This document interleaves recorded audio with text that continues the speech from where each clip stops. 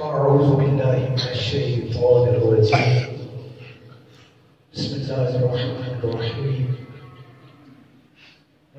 ولو أنهم إذ ظلموا أنفسهم جاءوا صدق الله العظيم وصدق رسوله النبي الأمين الكريم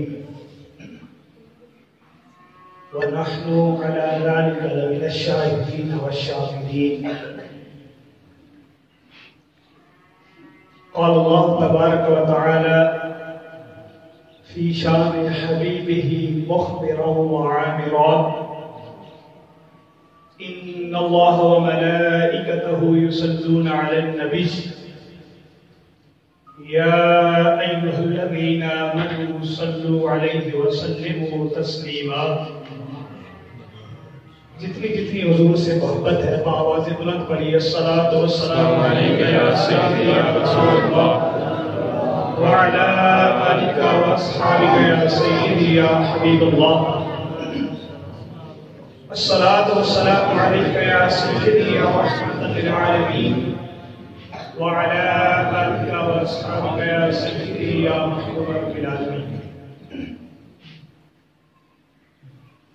ملتا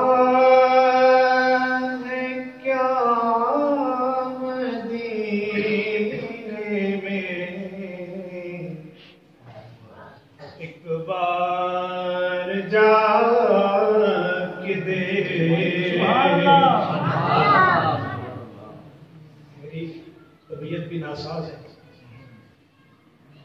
آپ سارے دوست مل کے باواز بلند میرے ساتھ پڑھنے کی کوشش کیجیے. میں نے نہ کوئی لمبی چوڑی تقریر کرنی ہے، بس انشاءاللہ 25 سے 30 منٹ سے پہلے انشاءاللہ میں اپنی گفتگو کو ختم کروں گا. علماء کرام تشریف فرما ہے. میں 2 شعر مدینہ شریف کی نسبت سے جو مجھے حکم ہوا تھا وہ میں نعت شریف کے پیش کرنے لگا ہوں. باواز بلند آپ نے پڑھنا ہے. ملتا ہے کیا مدینے میں ایک بار جا کے دیکھ کرتے ہیں مالا مال وہ دامن بچھا کے دیکھ کرتے ہیں مالا مال وہ دامن بچھا کے دیکھ اور ان کی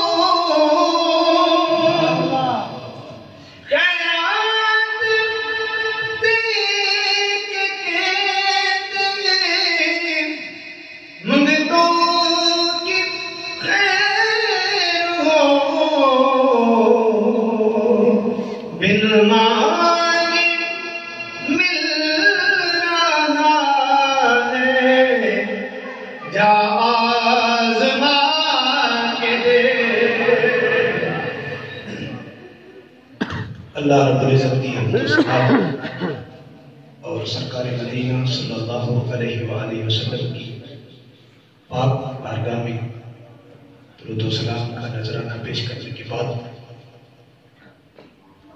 میرے معزز و محتشم سامعین و حاضرین، حضرت علامہ مولانا قاری محمد خلیل صاحب، امام و خطیب جامع مسجد حاضہ، میرے بزرگ اور جن کی وجہ سے آج ہم سب یہاں پر اکٹھے ہیں، میاں عبد المجید صاحب، اور میرے بہت پیارے اور محسن دوست میاں عابد صاحب، اور علامہ طالب صاحب، اور بہت سے نکھرے چہرے علماء کرام تشریف فرما ہے۔ تمام دوستوں کو السلام علیکم ورحمۃ اللہ وبرکاتہ۔ میں نے دوران خطبہ قرآن پاک کی سورہ نساء کی ایک آیت کا کچھ حصہ تلاوت کرنے کا شرف حاصل کیا ہے۔ دعا ہے رب کائنات مجھے حق بیان کرنے کی توفیق عطا فرمائے۔ آپ سب کو سن کر اور ضرورت ہے عمل کی، اللہ رب العزت ہم سب کو عمل کرنے کی توفیق عطا فرمائے۔ میں طالب علم سا بندہ، طالب علموں والا ترجمہ، اس آیت کے شان نزول پہ 5-10 منٹ گفتگو کروں گا، بس ایک درخواست کروں گا کہ سمجھنے کی کوشش کیجیے گا۔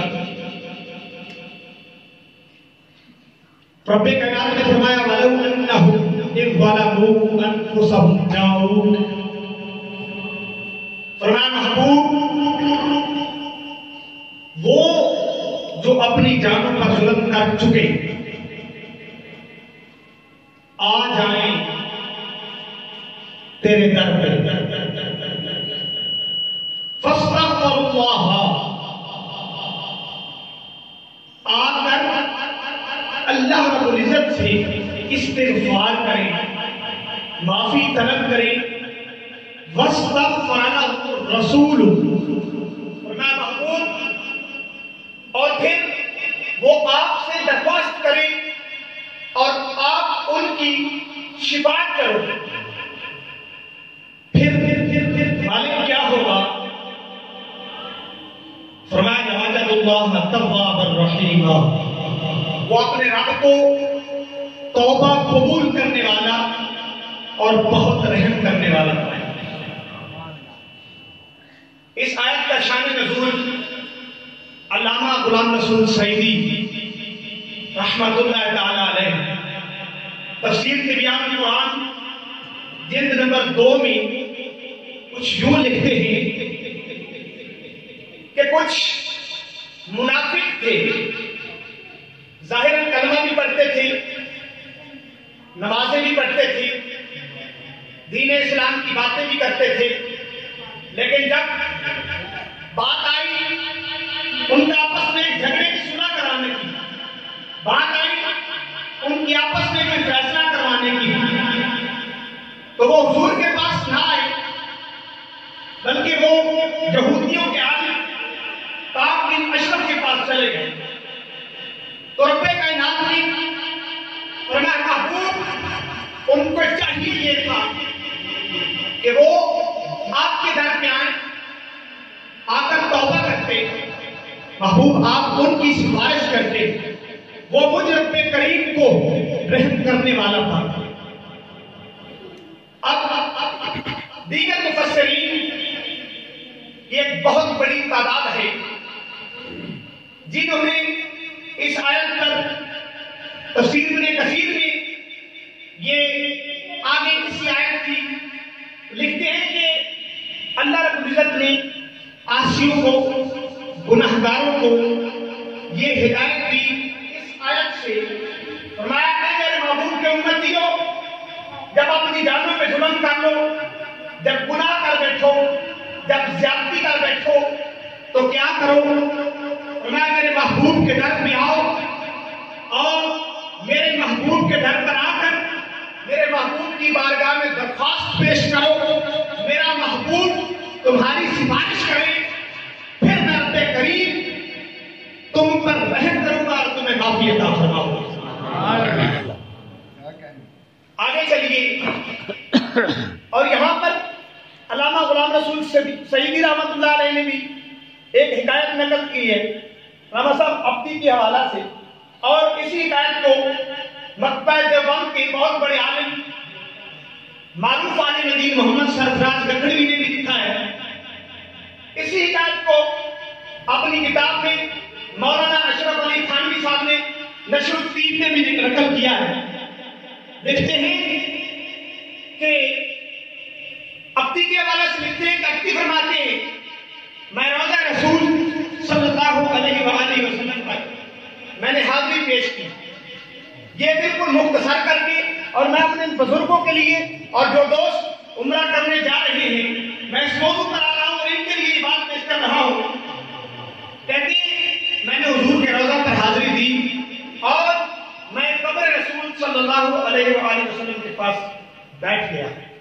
میں نے دیکھا ایک عربی شخص آیا، ایک دیہاتی شخص آیا، آ کر اس نے بآواز بلند کہا السلام علیکم یا سیدی یا رسول اللہ، اور کہنے لگا یا رسول اللہ صلی اللہ علیہ وسلم میں نے قرآن کی آیت پڑھی ہے، اللہ فرماتا ہے جب اپنے جانوں پہ ظلم کر لو، جب زیادتی کر لو، جب گناہ کر لو تو میرے محبوب کے در پہ آ جاؤ، میرا محبوب تمہاری سفارش کرے، میں تمہاری بخشش کر دوں گا۔ یا رسول اللہ مجھ سے زیادتی ہو گئی، مجھ سے گناہوں میں زندگی بسر ہو گئی، میں اپنی جان پہ ظلم کر بیٹھا، میں آپ کے در پہ آ گیا ہوں، حضور میری سفارش فرمائیے، اللہ رب العزت مجھے معافی عطا فرمائے۔ تو دیکھتے ہیں کہ وہ عربی شخص یہ بات کر کے اس کی آنکھوں میں آنسو تھے، وہ چلا گیا۔ اب بھی کہتے ہیں وہاں بیٹھے بیٹھے مجھے غنودگی سی چھا گئی، مجھ پر نیند طاری ہوئی، میری آنکھیں بند ہوئی، دل کی آنکھیں کھلی، محبوب کائنات کی زیارت ہوئی۔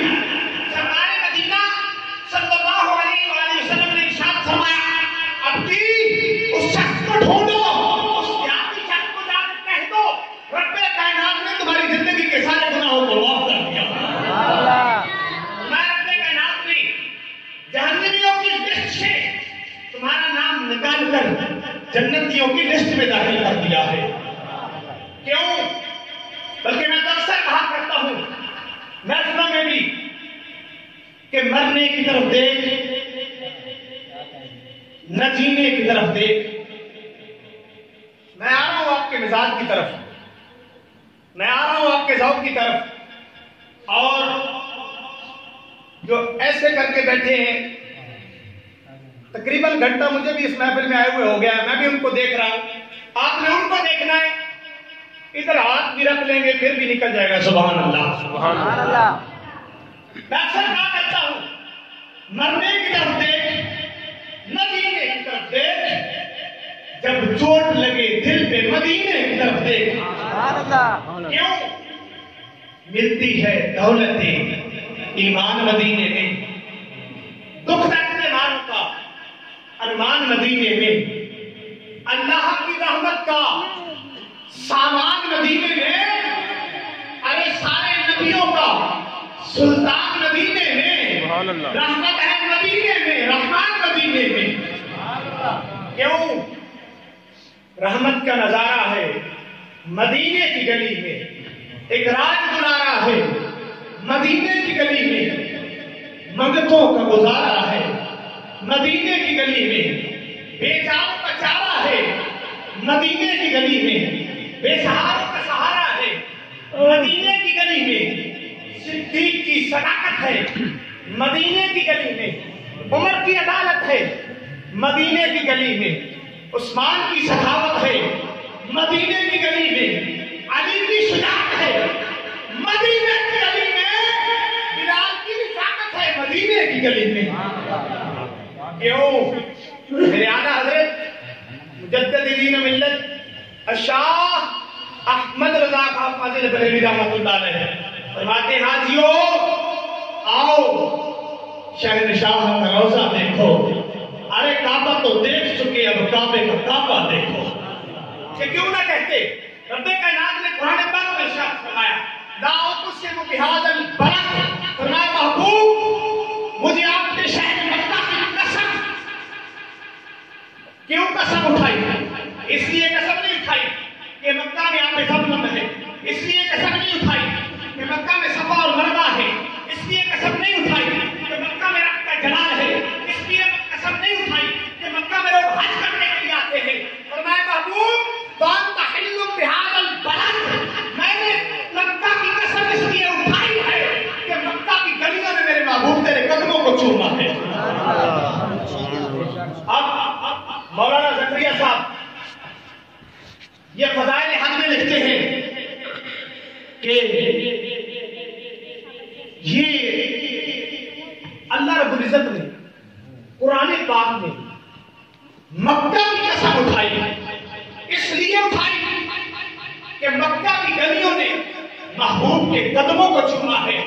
فرماتے ہیں جہاں قدموں کو گلیاں چومے وہاں قسم اٹھا رہا ہے. جہاں مدینہ شریف میں پورا سرکار کا جسم اطہر موجود ہے, مدینہ شریف کا عالم کیا ہے. اس لیے جن کو سرکار کے مدینہ سے محبت ہے, آپ حضرت امام مالک رحمۃ اللہ تعالیٰ علیہ کو دیکھیں. مدینہ شریف مسجد نبوی کے امام بھی ہے اور موطا امام مالک نے لکھا ہے, یہ حدیث کی پہلی کتاب ہے. اور حضرت امام مالک رحمۃ اللہ علیہ مسجد نبوی کی دیوار کے ساتھ لگ لگ کے چلا کرتے تھے. مدینہ شریف کی گلیوں میں دیواروں کے ساتھ لگ لگ کے چلا کرتے تھے. غلاموں نے پوچھا حضور یہ کیوں, ایسا کیوں؟ مدینہ شریف کی تو گلیاں بڑی وسیع ہیں, یہاں تو کوئی اتنا رش بھی نہیں ہے, آپ دیواروں کے ساتھ کیوں لگ لگ کے چلتے ہیں؟ کہنے لگے میں دیواروں کے ساتھ لگ لگ کے اس لیے چلتا ہوں کہ ان گلیوں میں میرے محبوب چلتے رہے ہیں, کہیں کسی ایسی جگہ پہ قدم نہ آتا ہے جس پر سرکار کا قدم لگا ہو. اور حضرت سید منظور شاہ صاحب ساہیوال والے انہوں نے ایک کتاب لکھی ہے مدینہ تو رسول. مدینہ شریف کی محبت کا وہاں پر ایک بڑا پیارا واقعہ لکھتے ہیں.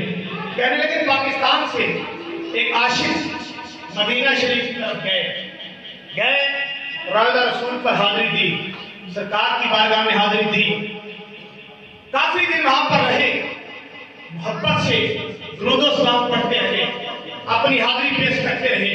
جب کھانا کھانے بیٹھتے تھے نا, بڑی توجہ طلب بات ہے, جب کھانا کھانے بیٹھتے تھے تو ایک بلی تھی, وہ آپ کے پاس روزانہ آ کر بیٹھ جاتی ہے. آپ بڑی محبت سے اس کو کھانا کھلاتے, بڑی محبت سے کھانا کھلاتے. اب اس بلی کو ان سے محبت ہو گئی, ان کو اس بلی سے محبت ہو گئی, بلی ان سے مانوس ہو گئی.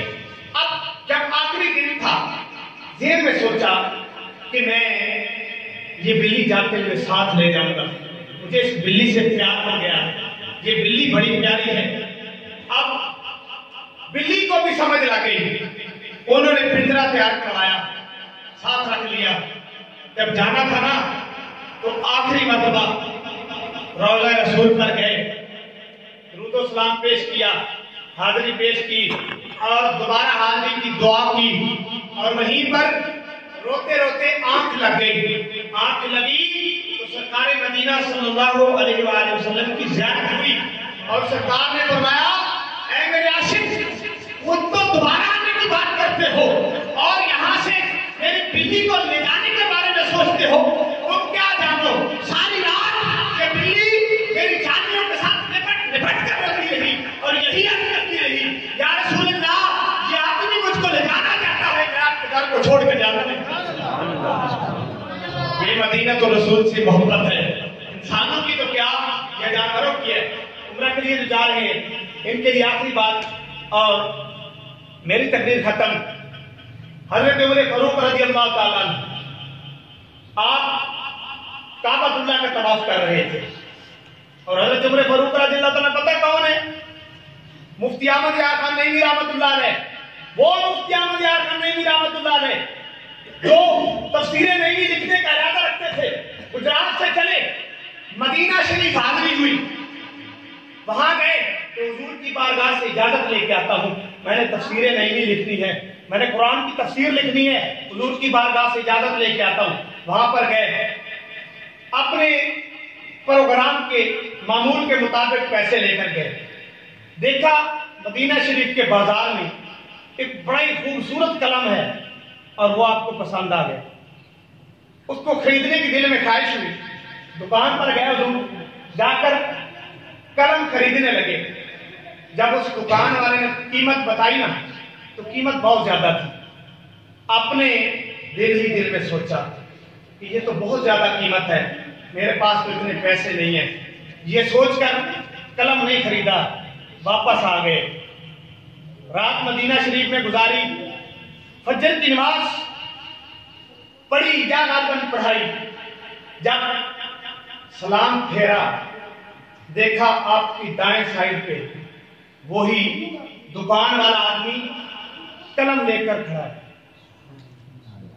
حضرت مفتی احمد یار خان نعیمی رحمۃ اللہ علیہ بڑی توجہ سے دیکھنے لگے، وہ آدمی آگے آیا، کہنے لگا حضور کل آپ میری دکان پہ آئے تھے، آپ نے یہ قلم پسند کیا تھا، یہ قلم میری طرف سے آپ تحفہ قبول فرما لیں۔ مفتی صاحب کہنے لگے بھائی یہ قلم مجھے پسند بڑا ہے لیکن میرے پاس اتنے پیسے نہیں ہیں کہ میں یہ قلم خرید سکوں۔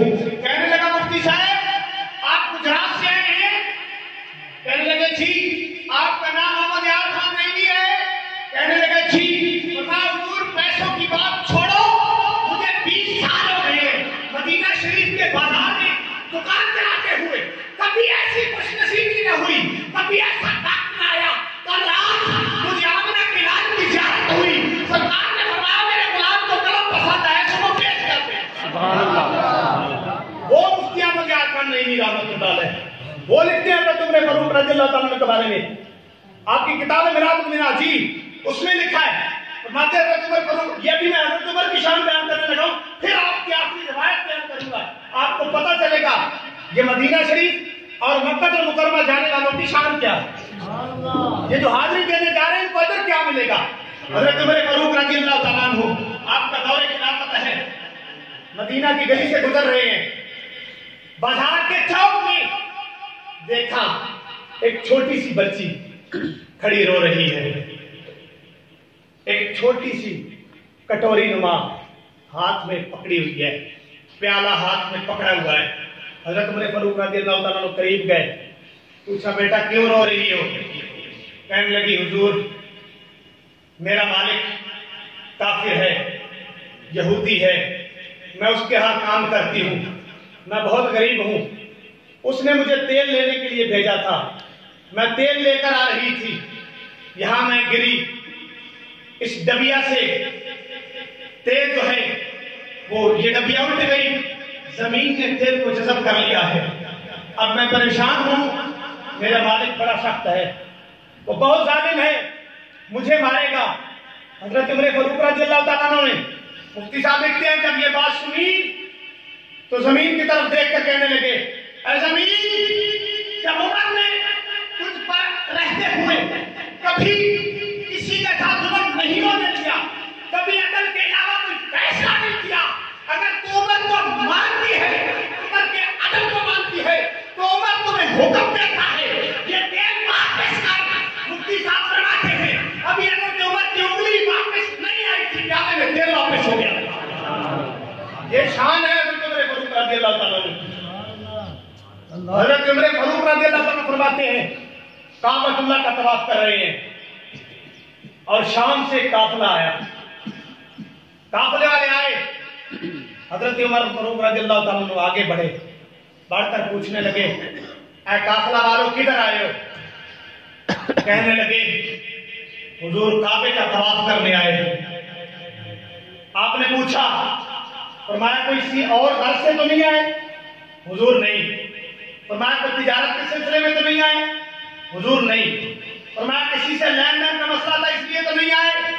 حضور نہیں۔ فرمایا اونٹوں کا کاروبار کرنے تو نہیں آئے؟ حضور نہیں۔ فرمایا کھجوروں کا کاروبار کرنے تو نہیں آئے؟ حضور نہیں۔ ہم فقط اس لیے آئے ہیں کہ اللہ کے گھر تک طواف کریں گے. فرمایا جاؤ، عمر تمہیں بتا رہا ہے اگر تم گھر سے اس نیت سے چلے تھے کہ کعبۃ اللہ کا طواف کریں گے، اگر تم صرف اور صرف کعبۃ اللہ کا طواف کرنے اور حضور کی بارگاہ میں حاضری پیش کرنے کی نیت سے آئے تھے، فرمایا جتنے بھی آئے تھے اللہ نے ساری زندگی کے گناہوں کو معاف کیا. میں جاؤ اپنی زندگی کے نئے سرے سے نیکیاں کرو. یہ بڑے خوش نصیب لوگ ہیں جن کو سرکار مدینہ صلی اللہ علیہ وآلہ وسلم نے اپنے در پہ بلایا ہے. رب کائنات نے اپنے پیارے در کی حاضری کے لیے ان کو قبول فرمایا ہے. میری دلی دعا ہے اللہ تبارک و تعالی میرے بزرگوں کی حاضری کو اپنی پاک بارگاہ میں سب سے قبولیت عطا فرمائے. جتنے آج سرکار کا ذکر سننے آئے ہیں، مجھ بندہ ناچیز کی جو باتیں سنی ہیں، حضور کے ثنا خوانوں کو سنا، اللہ تبارک و تعالی ہم سب کو اسی محفل کی طرح چمکتے چمکتے چہروں کے ساتھ اپنے پاک در کی حاضری نصیب فرمائے. سرکار کے روضہ اندر کی بادب حاضری نصیب فرمائے. وآخر دعوانا